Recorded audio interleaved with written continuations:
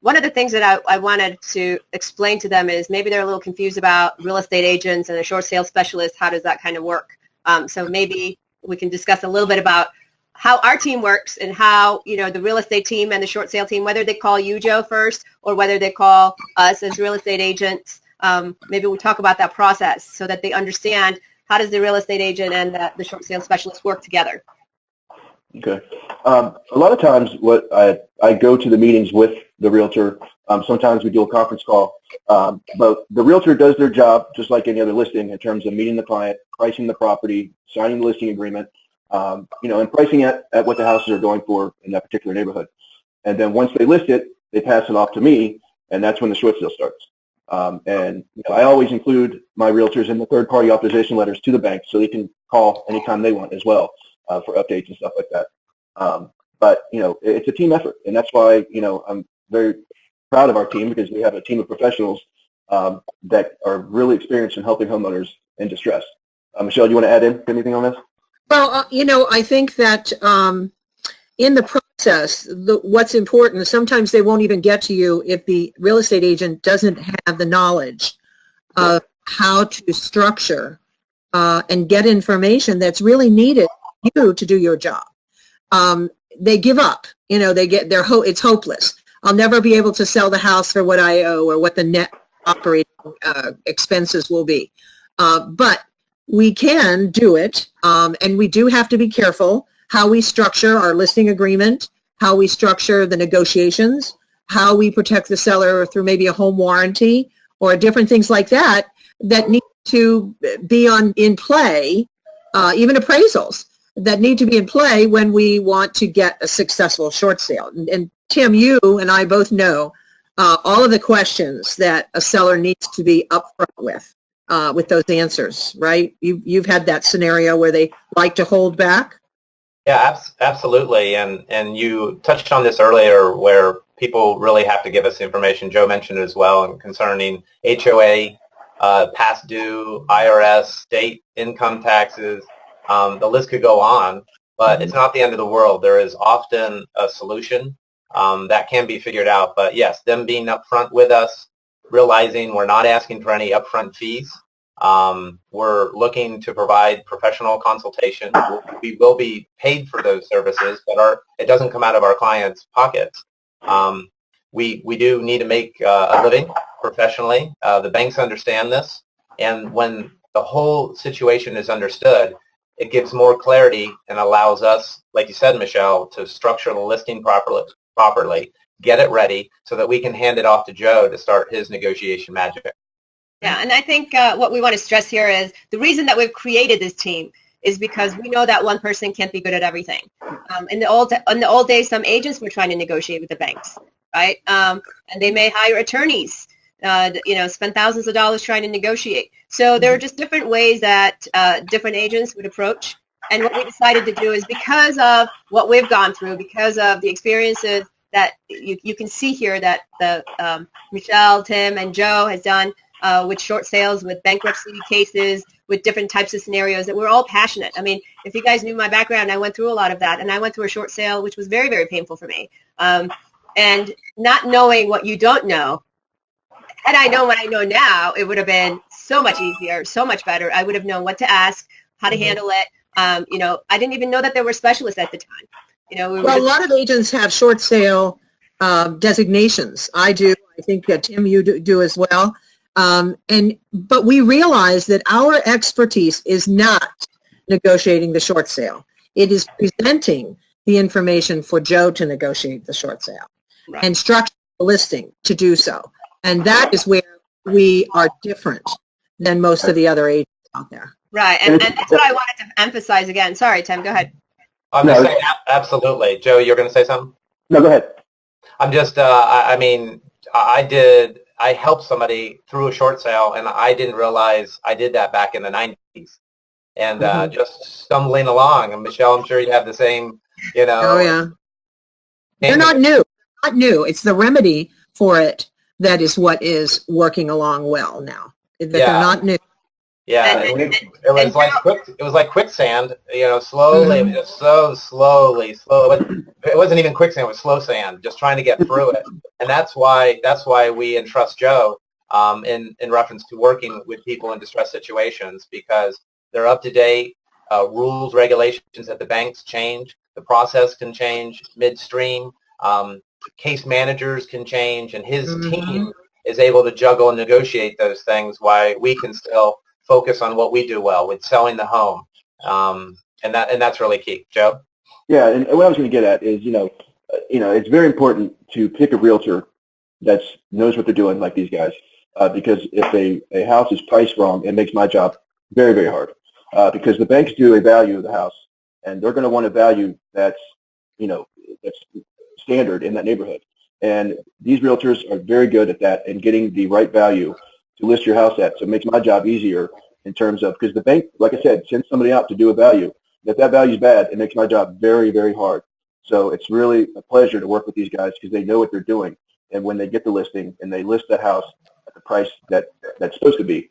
And, again, it's a team effort, and it's an honor to work with these guys. It really is. Yeah, our entire goal is to help you guys out of a distressful situation. Your success is our success, literally. I mean, that is how we all work together.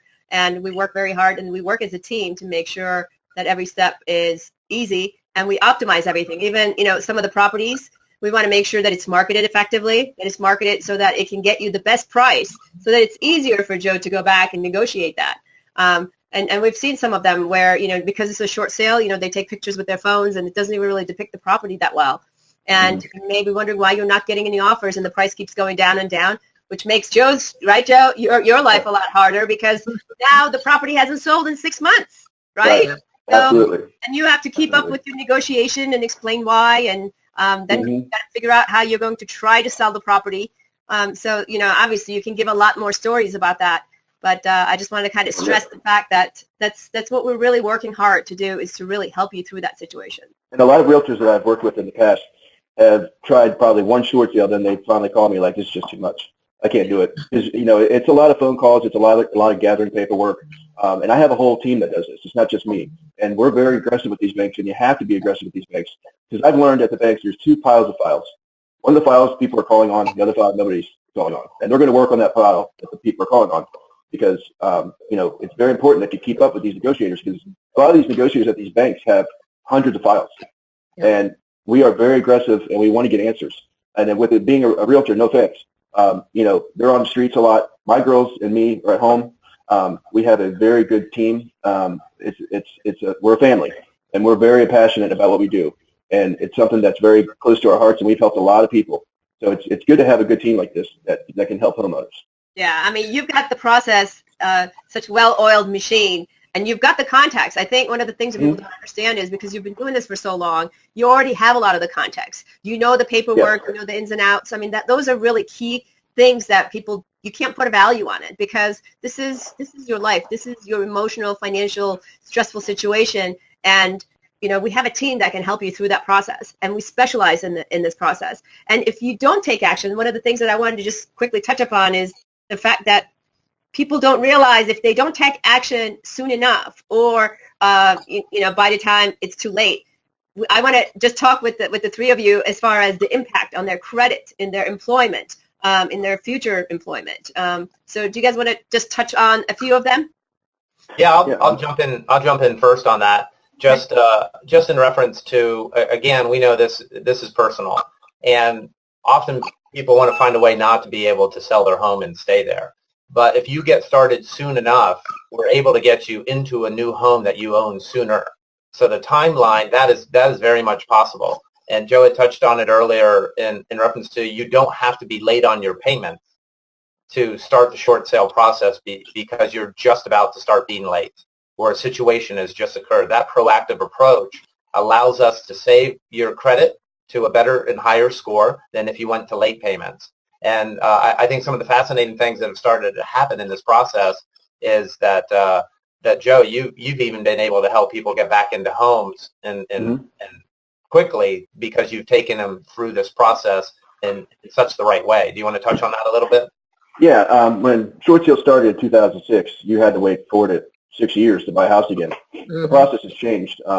Right now, it's probably 1 to 2 years if you're delinquent on your mortgage and you do a short sale. If you're current on your mortgage and you do a short sale, there's actually a program, FHA program. You can actually buy a house immediately. So there's this misconception that, oh, I'm going to do a short sale, my credit's going to be ruined. That's not the case. I think the government realized that short sales aren't going anywhere, and they kind of changed the guidelines of people that would have been through a short sale that wanted to buy a home again. They made it a lot easier. And they really have. Like I said, when I first started doing short sales, it was impossible to buy a house. They were looking at short sales like foreclosures. But now it's a lot easier. I did a case about a month ago where we literally did a short sale for the person on Wednesday. They bought their new home on Friday. And it's something that's really cool to see because these were very good people. They were with 2 other offices, actually. They told them, oh, you can't do a short sale, you're correct. But there are ways. Another thing that's a lot of my clients are in this area have security clearances. If you have a security clearance, you can do a short sale and you won't lose your job. If you go to foreclosure, you will lose your job. Probably in this area, I think 1/3 of my clients are actually have security clearances. Your government contractors, military personnel, got some, police men and women that have security clearances as well. And, they have to move.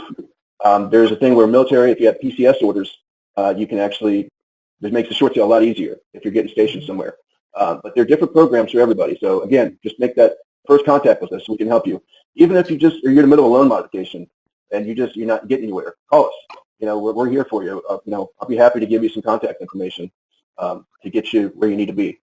But, Joe, will you talk a little bit about for our prospective clients with regard to filing a bankruptcy with the hopes of being able to wipe out any monies owed to the bank, as opposed to doing a short sale, and how you're able to do that to eliminate them having to pay any of the shortfall? Are you talking about doing a bankruptcy before a short sale or after?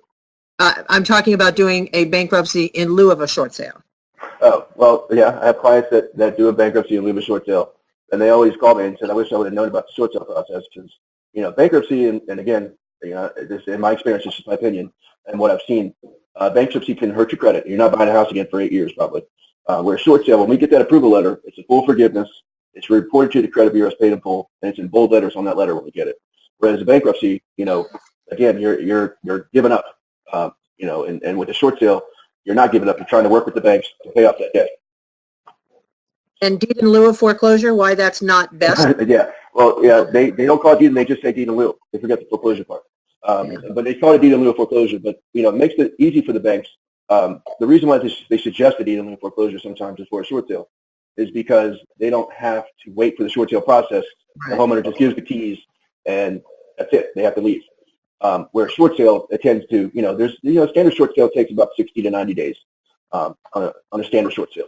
But a deed in lieu of foreclosure will go on your credit sometimes. What I've seen, deed in lieu of foreclosure gets reported as charged off, which is, in my opinion, again, just basically the same thing as a foreclosure is reported to the credit bureau. As for a short sale, like I said, we always wanted to say paid in full in that approval letter.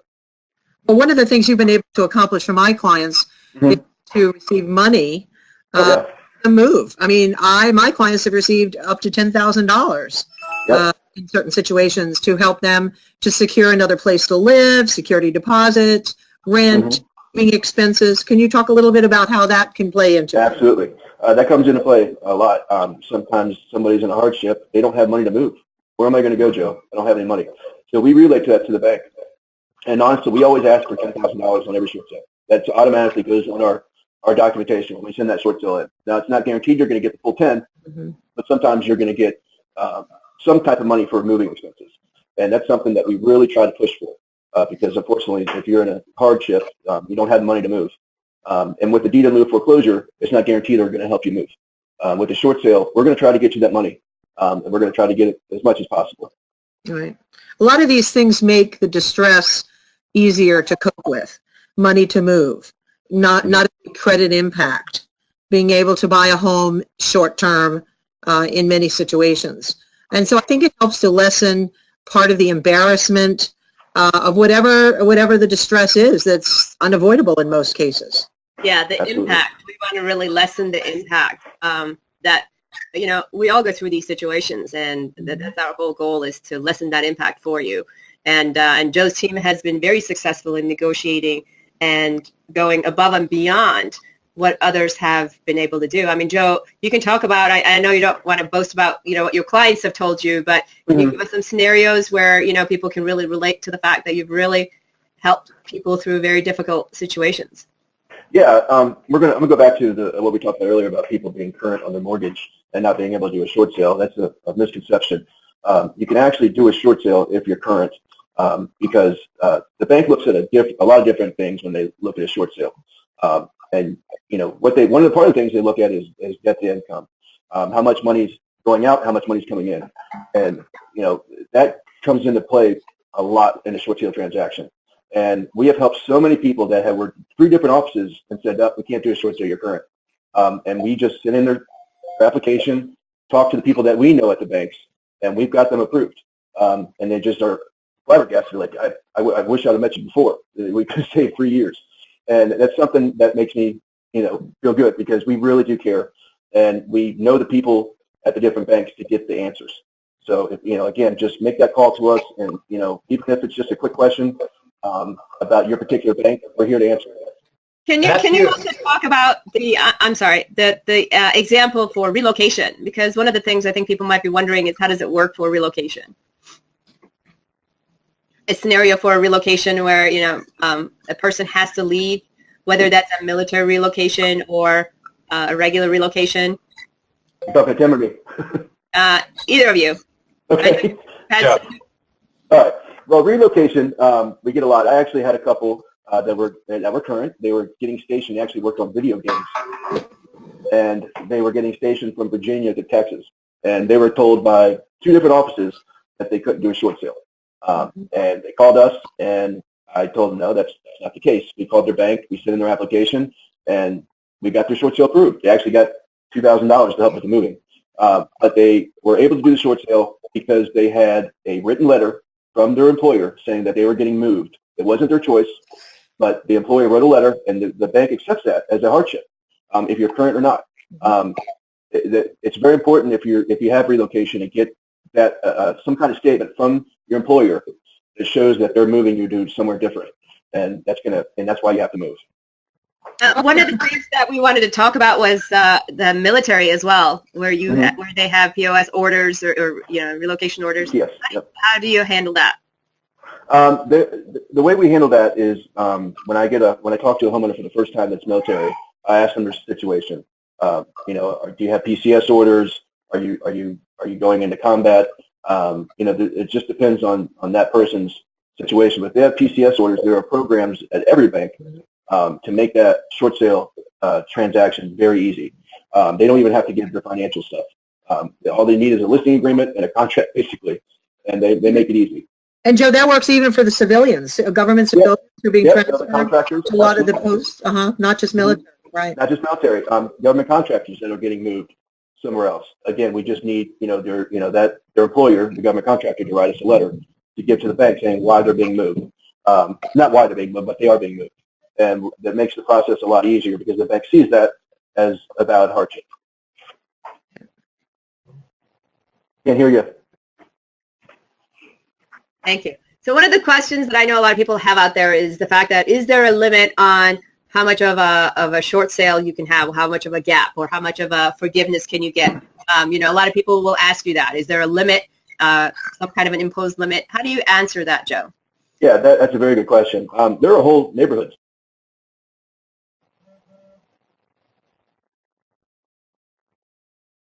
Oops, I think we lost Joe. Connection. Yeah, we have, you're frozen right now, so we'll wait until you get back on. I know that in Northern Virginia especially, we have some very high-priced neighborhoods, and the basic premise for the short sale remains the same. The bank is, at this stage, and the investors in the bank are trying to limit their losses, and they really did learn a lesson when they insisted that these properties be foreclosed on. And then they thought that they would be, resurrected and made whole, and that was not the case. So I think that even in Northern Virginia, with all of the property values that we have, the substance still remains the same. And I know Joe has handled different processes for inexpensive properties as well as $1 million properties. Yep, I think he's going to log back in, hopefully. He just got off. Tim, do you want to talk about what happens if they have more than one mortgage on their home, how that would impact a short sale? Certainly, I think that's where Joe and his team becomes even more valuable. We had talked about being late on HOA payments or IRS or certain liens that might be on the property, and certain liens could be a second position or a third or a home equity line. And often the second position or third position liens that are behind the first trust, which is often the bank that gave the loan, the second position and third position, you don't know how they're going to approach things. They sometimes roll over and just take whatever they can get or nothing, and other times they show their teeth and they hold their position and they try to get everything they can.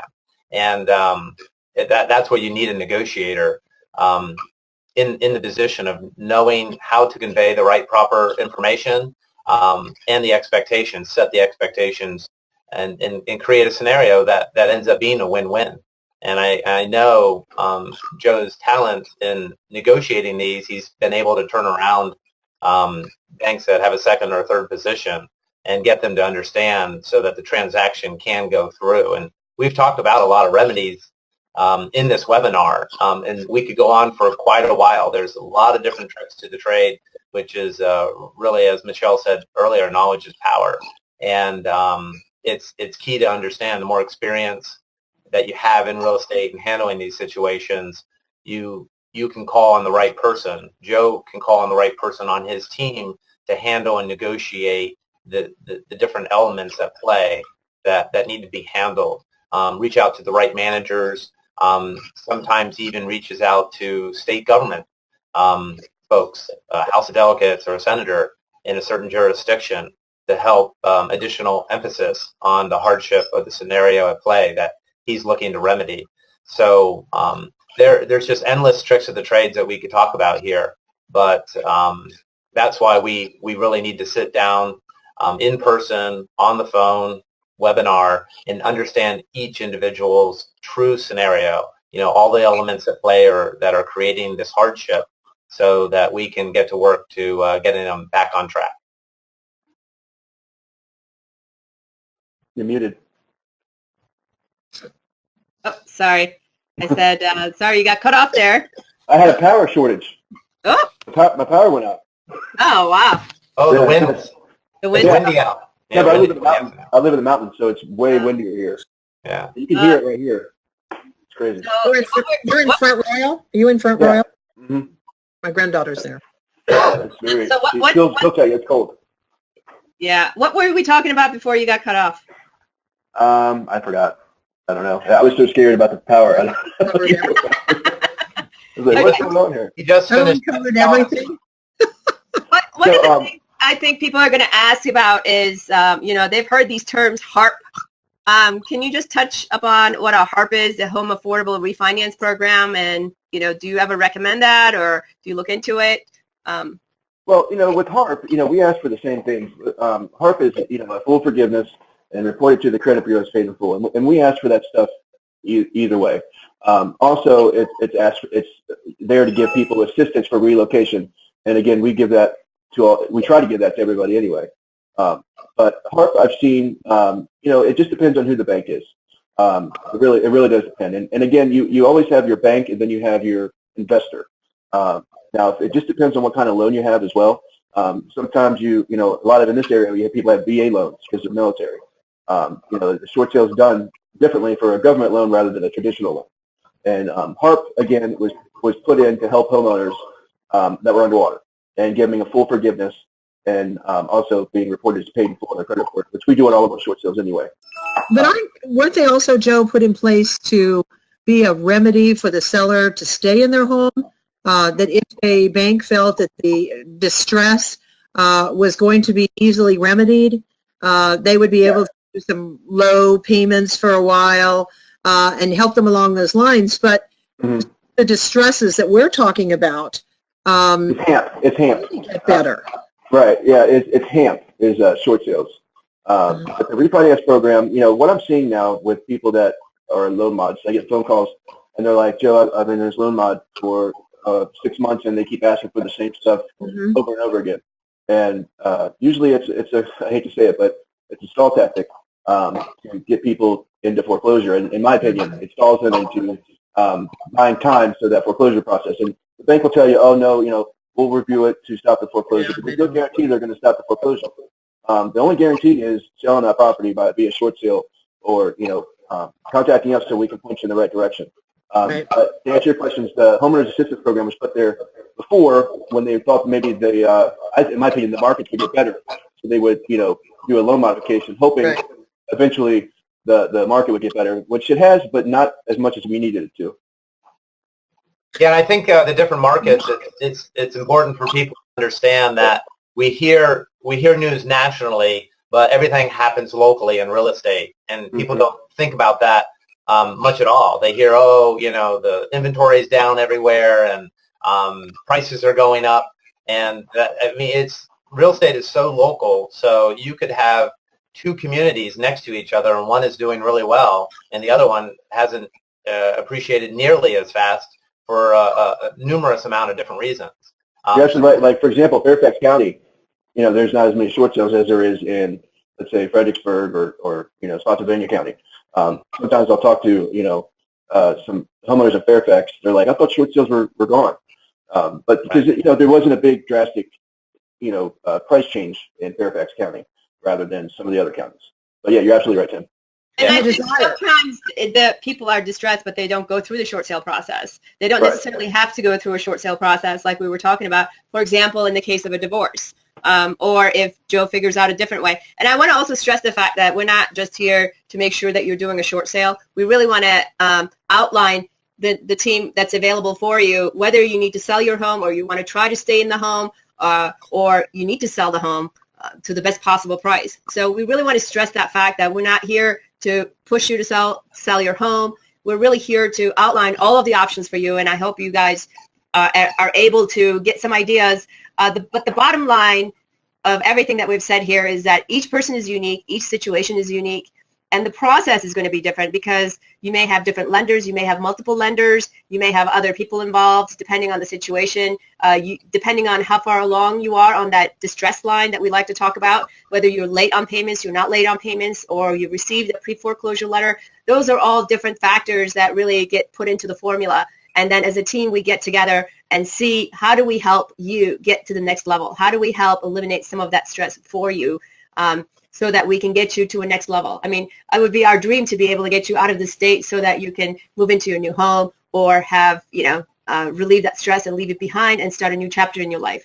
Right now, it may not seem like that's possible because you're in it, you're living it, and the stress is building up. But we just want to let you know that we're all here to help you. And like I said, we are local. You can come and meet with us in person. We can do webinars. We're pretty convenient if you have kids or if you're, work late. So we wanted to offer all of those services for you. And I'm going to let each team member kind of just give a little bit of their pitch again on how we work together. And we look forward to helping you. And if it's not for you, maybe it's somebody that you know that you can refer to let us know. Like we said, there is no cost. There's no obligation. We're simply here to help you. We have a great team. It's not just the four of us here, but we have an entire team behind, and we're building that team. There's other people that we're really there's really a lot of people that we're trying to bring into the team to be able to help more and more people. Yeah, and if I could say in closing, even if you're in a loan modification and you just want to, talk about your frustration of you not getting any answers, and you want to know if there's a number I have, a phone number I have at your particular bank that you can call to get some answers, please call us because, like she said, we are here to help you. We're not here for the money. I can't say who, but I actually work with some local congressmen and women to help homeowners avoid foreclosure. And, again, this is something very passionate to me, very, very passionate to me. I love helping people in distress and using my experience and years of doing this and sharing my expertise with people to help them get answers and avoid foreclosure and stay in their homes too. So, again, if you have just a question of like, Joe, I need a phone number manager at this bank because I'm not getting anything. Call and I can give that to you. It's something, again, like you said, we're local. If you want to come by and sit face to face and share your situation with us, we're here. Again, we're in Northern Virginia, and we would love to meet you and see how we can help you in any way. I think I'd like to add just that wherever you are in your life right now, you will get through it.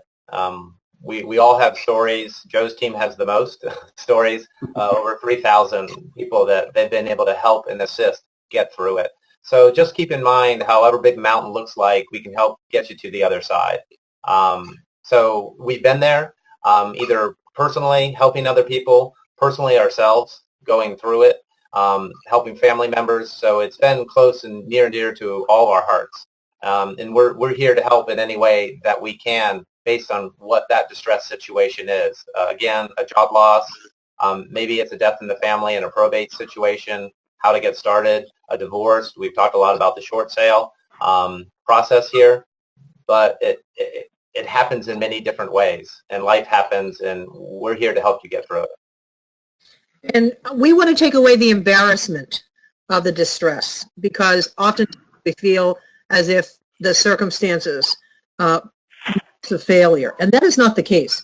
My joy would be helping you do a short sale and then putting you back into another home.